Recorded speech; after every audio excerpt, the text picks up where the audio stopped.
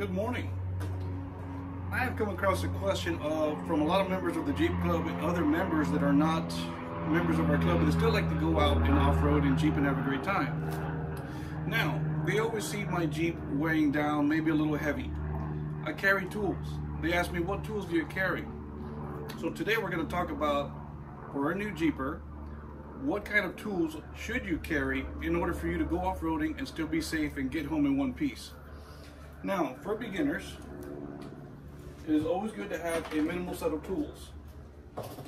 We're talking first, a means of communication. If you can't communicate with your team or others and you're stuck, you're gonna have a hard time getting home or getting out of that stuck. So we recommend at least handheld radios. If your cell service is out, this will probably be the way to go. Both of these models are GMRS, which is a popular frequency of radio. There are many styles to choose from. These are two of our favorites. I carry plenty of each, and I have a mounted one as well. But we're not talking about me. This is about you, the Jeeper, and what you need to get out. So of course you have GMRS radios, and there's also a CB radio. Different frequencies, different channels, still means of communication, but the range on this one is not as good as the GMRS. But the radios we're going to talk about in a separate video. The idea here is to have yourself a form of communication so that if you need help, there's a means to get aid to you. All right, so now, put these down for a second, get this out of the way. Basics. Let's talk about your tires. When you're going off-roading, you want to deflate your tires. There's a set, at least a standard 15 PSI. Now this is going to vary between the build of your rig, whether it's stock, if it's lifted, if it has large tires, and you're really going to have a feel for your vehicle the more you drive it. But understand your 15 PSI is the way to go. Now, tire deflators are easy. Most will have a tire gauge. Your tire gauge, when you attach it to the valve, you'll be able to read your PSI, and with the release valve, you can go ahead and release the air pressure and keep monitoring it this way. And that's fine for a single tire, and if you're doing all four, you're going to be taking your time. There are such a thing called tire deflators. This is one model right here. It may look familiar. It looks like a very popular brand that is out there, and they are adjustable. They look a lot like Ston deflators. Ston is a brand. Now, just because these are a generic form doesn't mean that they're any less valuable. They still work. They work very well. There are other manufacturers like JT Brooks. This is their Pro model. This one is specifically designed so that when you adjust it, it stays adjusted. Let me undo this one here, and you can see that it has laser etched markings on it, so you can set the PSI on this one without having to attach it to your tire, and once it's set, and all your tires will go down to that set PSI, ideally 15. And I'll check the setting on that later. Now, being able to air down is great. It gets you on the trail. You're able to enjoy your time and the rest of your day. But what do you do at the end of the trail? You need to air up. There's several ways of doing so.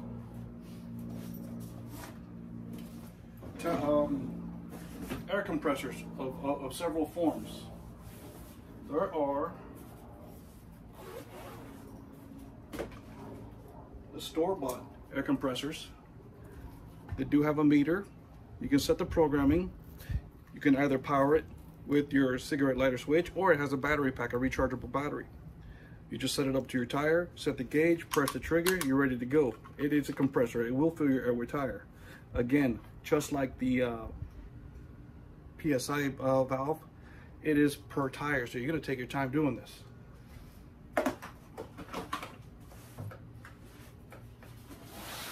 There are other compressor brands like Viair.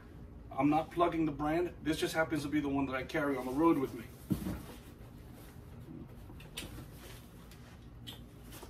One, it comes with a really nice bag. It comes with all kinds of neat stuff. But this compressor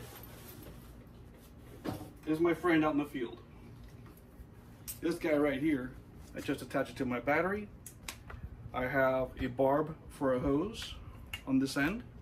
I just turn it on and it inflates my tires. And the method that I've chosen is a 4-tire one-way. And what I mean by that is I have a hose kit that I have built to plug into all 4 tires at the same time and the compressor. This allows me to go ahead and air up the tires. All 4 of them will be at the same PSI because it is its own environment. It's a sealed, contained environment.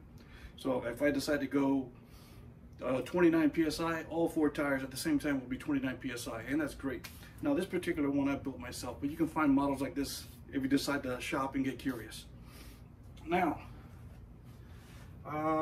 if you get stuck in a certain situation and you need tools, tools are important. You should always carry tools with you. Let's move some of this stuff out of the way for a moment. And this.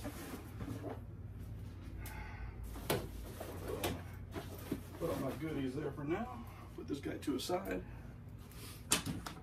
Now, basic tools. And really is that, just basic tools. We're talking about a basic toolkit. Nothing lavish, nothing exquisite. I didn't spend like $1 million on a tool because this is just my off-roading hobby. I am the do-it-yourselfer. So, I went to one of my favorite places, Harbor Freight. I'm not going to mention their name, but I went to Harbor Freight. Now, this particular tool set's got pretty much everything I need. It's got pliers, wrenches, screwdrivers, Allen wrenches, sockets, ratchets, extensions, everything you need. And this is a very nice extensive kit. It is about 306 pieces of everything I need, but not everything I need. It doesn't come with, let's say if you need a hammer or a pair of vice grips, pick those up on your own. It's just extra good tools to have. Off-roading is very unpredictable. You're going to get yourself in a situation where I think something's broke, I need to check it out. Or if I get stuck somewhere, something snapped, or I need to replace a part, it's always good to have your tools with you. Even if you never use them, it's always good to have them with you. It's like insurance. It's better to have it and not need it. Now, when off-roading and you do happen to find yourself in a situation where you do get stuck, you're going to need some kind of recovery. So, in that case,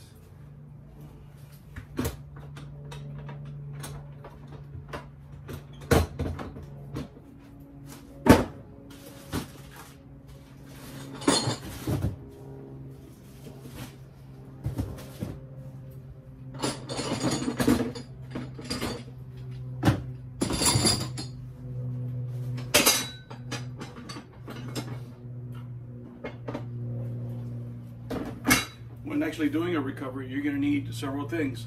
Hopefully, you'll have a friend that has a winch mounted to the front of his bumper.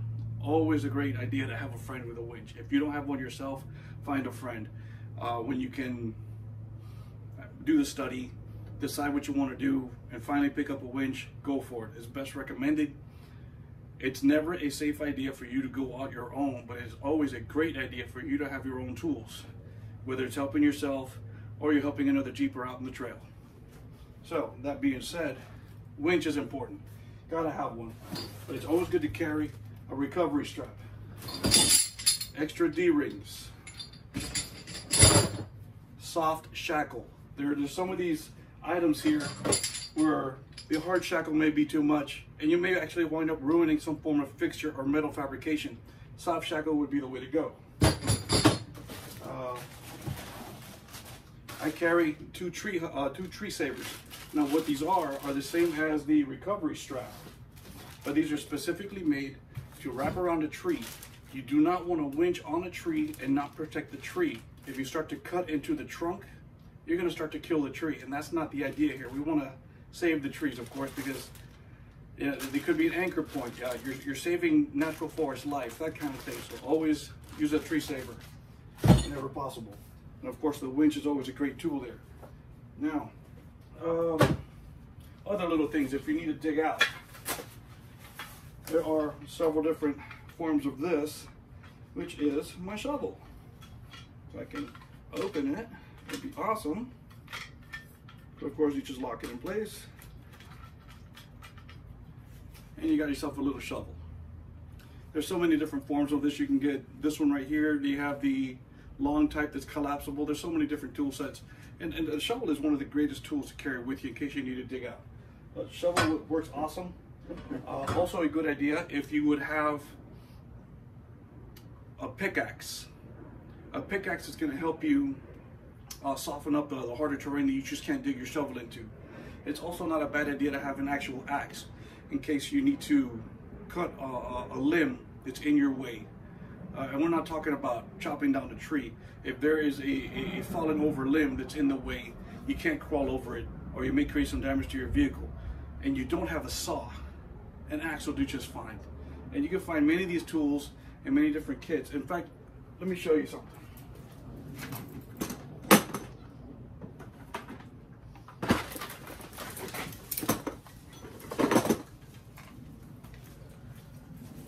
In my toolkit, along with the recovery stuff, I carry bungee cords. I carry extra ratchet straps. I carry zip ties in case I need to tie something down. But what we're getting to with the axe kit is this right here. I've got two of these fellas because the kits are both different.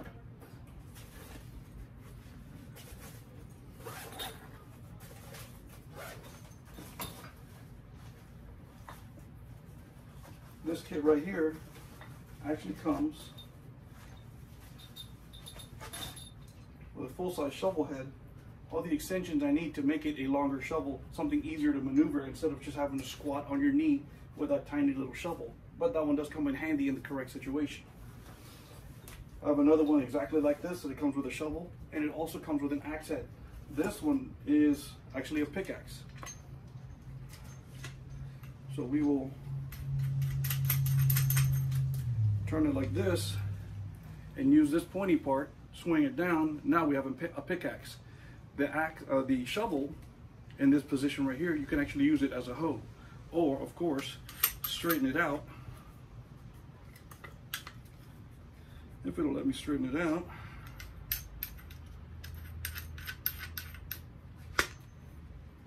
and lock it down, and it is now a shovel again. Of course, with the longer, it's got about 5 or 6 pieces of extension that comes up, so you have a nice long handle shovel if this is the fashion that you need to use it. Along with recovery, snatch blocks. Snatch blocks are important. Snatch blocks help multiply the recovery strength of your winch or whatever your pulling source is, or in maybe your anchor source. But in either case, the more pulleys you use, the more multiplication you add to the pulling strength. I always carry 2. Hopefully I can tie to two trees if there's not another Jeep around that's gonna help me pull out. And that's just my method. I've done a few things in my life that I'm not gonna mention right now, but yeah, pulleys work. Pulleys definitely help you out a lot. If you need extra power for any kind of assembly or whatnot, and you are stuck in a position where, okay, I need to tighten this down to a specific tensile strength, carry an impact wrench. Impact wrench is not bad to have. You know, this is battery powered to charge it up all the time. And of course, if you have to tighten something to a specific torque, always carry a torque wrench. Always got one with me.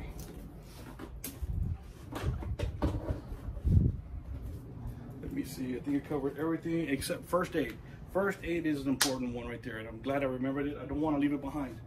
Now, you may come across a situation where you scratch or cut yourself or hurt yourself. It could be a rock, it could be teddy bear, cactus, it could be another animal that comes at you. First aid kits are definitely important. You always want to carry a first aid kit, whether it be bandages, some kind of peroxide, any kind of wrap, snake bite kit, and anything you can possibly carry with you just in case that emergency. I have not seen a situation so far where I live in Nevada where I've had to use a first aid kit. Of course, we're all, in our sense, very reasonable, rational thinkers, but every now and then our curiosity gets the best end of us. So of course it's gonna happen. We're gonna get bit by a cactus. or a rock is somehow going to jump up and hit us. And you never know. You may want to pet a wild animal you see, but that wild animal may not like it, whether it be a sheep, a mule, a wild horse, or some kind of smaller indigenous animal from whatever your region is. You never know. Always carry the first aid kit with you. And as far as first aid goes, let's talk about your Jeep for a second for first aid. Jeeps are known to run a bit hot. There is going to be a time when you're going to either you yourself or another Jeeper or just some other vehicle you're going to see that may need water. I always recommend carry an extra bottle or two of water. Now, this is not drinking water. This is regular tap water, just 2 extra gallons that we carry to put in our radiator or to help somebody else in case they need the water in the vehicle. It's just something that may happen for you. We've seen it in the past. It's going to keep on happening. What else do we got here? I think I covered most of my basics here, and this is just a basic kit. You can actually develop your own kit as far as basic tools. You can add to it. You can make it evolve into how much your experience or your interest grows. Whether you want to go hiking, I got walking sticks. If you want to go camping, I got a whole thing on camping gear and stuff like that. I always carry these tools with me, but then I take extra.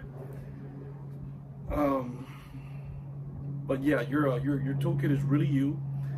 Hopefully I just covered the basics of it. If you have any questions, you can always reach out to me.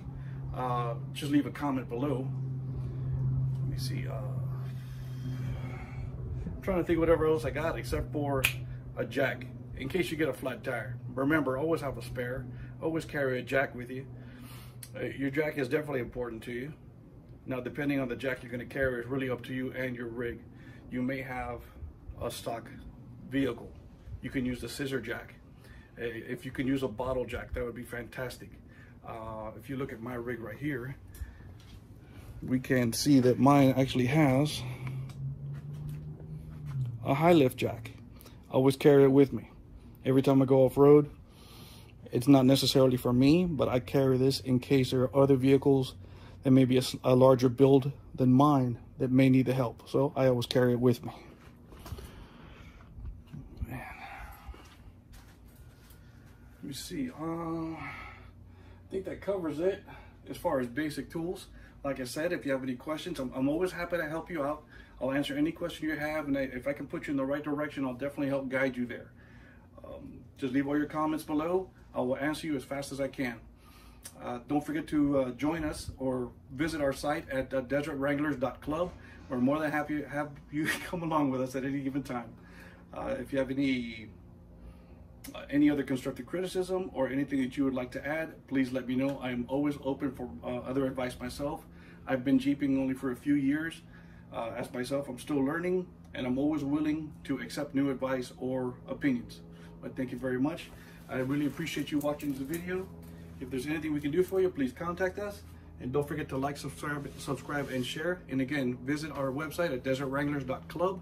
I left the link in the comments below. Thank you very much, and have a great day.